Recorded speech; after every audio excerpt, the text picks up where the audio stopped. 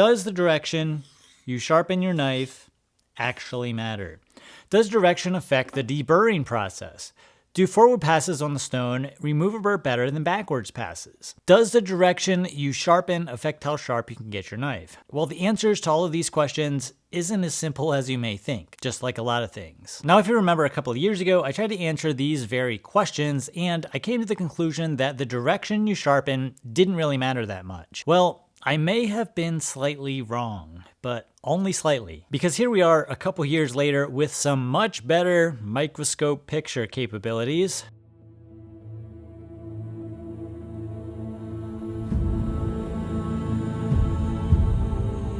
So let's revisit. So first off, we are going to be talking a lot about the burr here. Now, the burr we are discussing is this very small foil-like piece of steel that forms in the center of the knife when the knife is apexed. Now, when sharpening a knife and watching this up close, we can see this burr forming almost instantly the second that the knife is apexed. Basically, the second both sides of the blade meet in the middle to form that apex, if the knife is moved another inch or two on the stone, you've formed a burr. So to stop sharpening on the dot the second that we apex is nearly impossible.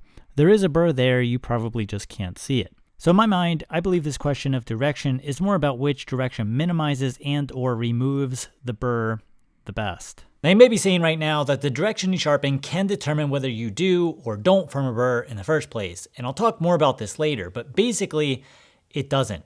You will form a burr when sharpening. Again, I'll talk about this later. Now to start off our testing, I raised a burr sharpening using forward passes on a 325 grit stone. The grit here will matter, but we'll talk about this later on.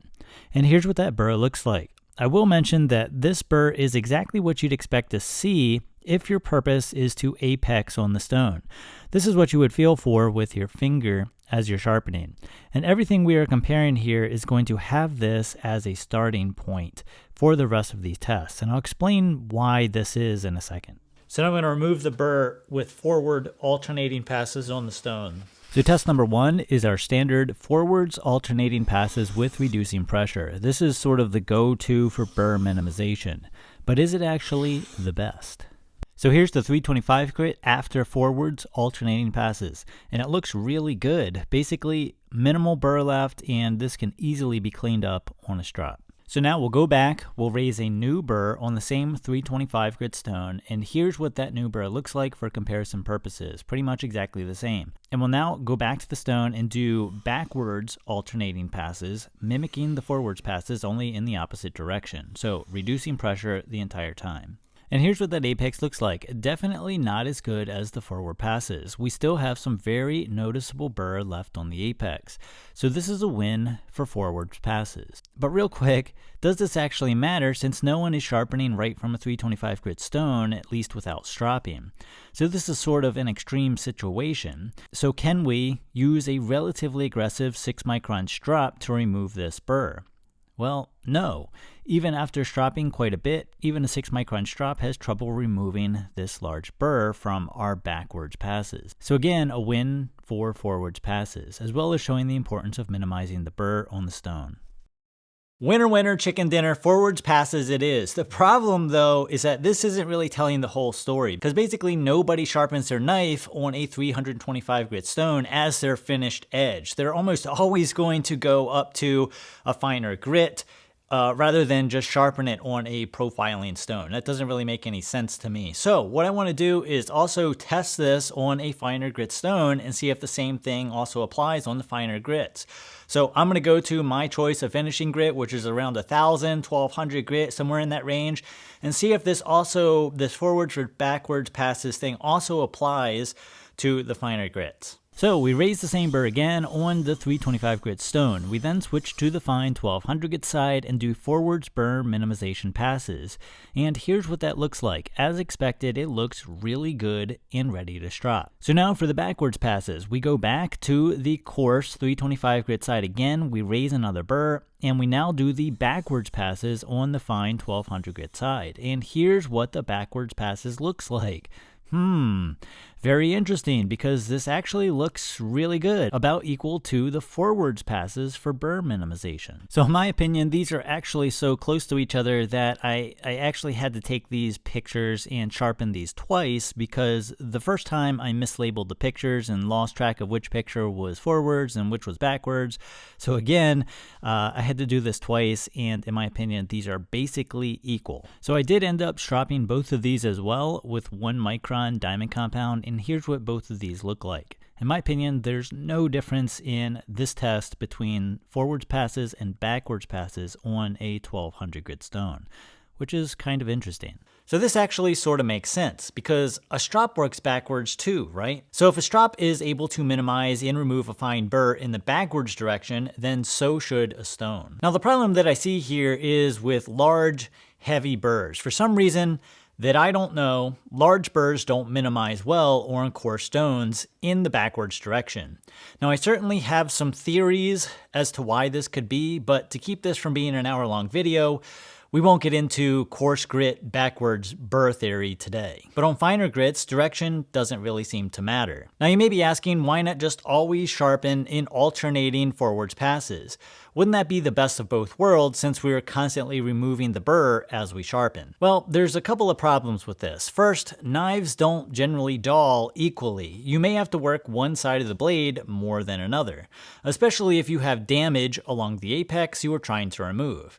It's important to keep your bevels as even as possible, and to do this, you may have to sharpen one side more than another. So to show you what I mean, let's say that you have a sharp knife. You cut some cardboard, maybe some rope, maybe a zip tie from around a wire brush. True story. This is what your knife edge actually looks like as it's dulling. You can see we have areas where the apex is crushed, folded over, worn away. And you have areas where the apex is still somewhat okay. So when you have these low spots and high spots along the apex, you can't just not form a burr when resharpening this. Now to show this, we can see in this picture where we are halfway through sharpening this dulled edge, and you can see where there are some spots that have been apexed. The apex portions form the burr even though we still have some damaged dull portions left. Essentially, knives don't dull equally, and they don't sharpen equally either. The other kind of important reason is that forming a burr lets you know that you've apexed. It's a sometimes visual and physical sign that you can now move on to the next phase of your sharpening process. And going along with this is the fact that doing only alternating passes on a stone is a very slow way to sharpen, as well as the fact that every time you switch sides, you now have to make sure that you are holding the exact same angle. So you're introducing more error into your sharpening process. Now, as I'm sharpening, I prefer to switch sides as little as humanly possible. That way I only have to find and hold my exact angle a couple of times, rather than 30 or 40 or more if you're switching sides with every pass. Consistency is key to good and easy sharpening. So I would say that after you form a burr using either forward only passes, backwards only passes, or forwards and backwards passes, you should probably stick to forwards alternating passes for burr minimization, even though on finer grits, direction doesn't really seem to matter. Hey guys, Future Alex here. So I've actually had this video done for quite a while now, and I have to post it now because last week I was working on a bunch of stuff that I didn't get a chance to work on the rest of this video. This video has been done for quite a while, but I've been continuously testing some of this stuff, and I didn't have time to add the rest of this to the end of this video. So we may do a part 2 if people are interested in this subject, because the weird thing here is, and we're gonna try not to rant too much, is that this is kind of a quagmire of topics all rolled into one, like forwards versus backwards. There's been other testing that has been done on forwards versus backwards and which is the best. And the problem that you end up running into is that we can get completely bogged down in the semantics of what is or isn't a burr, or what is or isn't burr removal, what is or isn't the apex, when does the burr start, when does the apex start, when does the apex end. This endless sort of quagmire of semantics and topics that we could argue back and forth on forever, and the end result is that in average everyday use, it matters nothing. It literally doesn't matter whatsoever in average everyday use.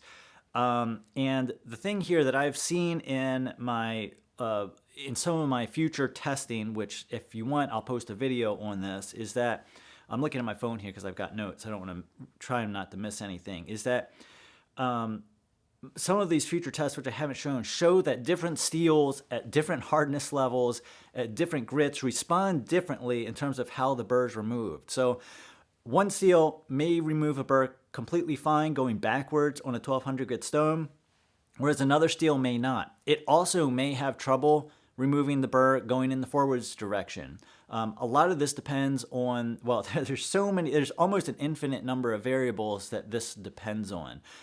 Retained austenite, hardness, steel type, like all of these things, the exact heat treatment that's been done to it, like other factors can play a role in how easily a knife steel deburrs. And again, we can get into a semantics battle in terms of what all this stuff actually means, but in the end result, it doesn't mean anything to the person watching this.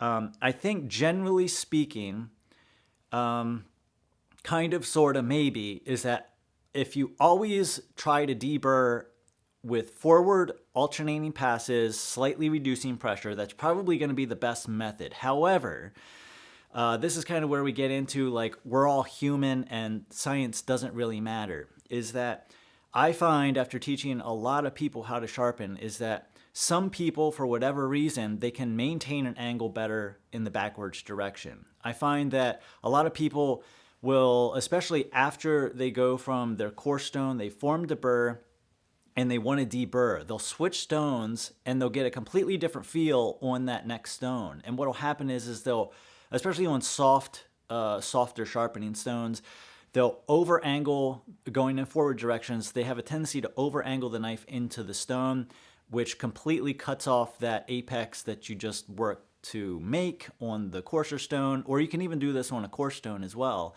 But you end up over angling that knife into the stone, and you end up having to go back to the beginning because you just knocked off that super clean, sharp apex by over angling the knife into the stone. Now, when you switch directions and only go in the backwards direction for a deburring process, I find that for some reason in some people's minds that makes more sense, and they have a tendency to under angle because they're pulling the knife backwards on the stone like this. So they'll pull the knife backwards and it'll under angle it. But that's just enough sometimes to cut off that burr. They'll just get the angle, they'll set the stone, or set the knife on the stone correctly, and just that initial first swipe across the stone is enough to fold the burr back on the other side, or cut it off completely within a pass or two. So even though they might not maintain that perfect angle going backwards, what they won't do is they won't over angle the knife into the stone, pushing it forwards, and then literally shearing off that nice sharp apex that they just worked so hard to make. I find that for a lot of very new beginners and like first time knife sharpeners, that going forward into the stone will it can lead to problems on certain types of stones. So we've got to look at the human factor here as well, and not just the what is the best scientifically, because I think the best scientifically is always forwards passes, alternating, reducing pressure is the best way to minimize the burr. But when it comes to, you know, humans and the fact that we're not perfect and robots and that sort of thing, is that some people, they maintain better angles in the backwards direction, and they can work on that angle maintenance in the backwards direction and then in the forwards direction as they get better. So I'm just kind of throwing this out there. This is trust me, this is a way more complicated topic than I really even want to get into, because at the end of the day, it really doesn't matter that much. So generally speaking, alternating forward passes are probably the best for burr removal, but it depends.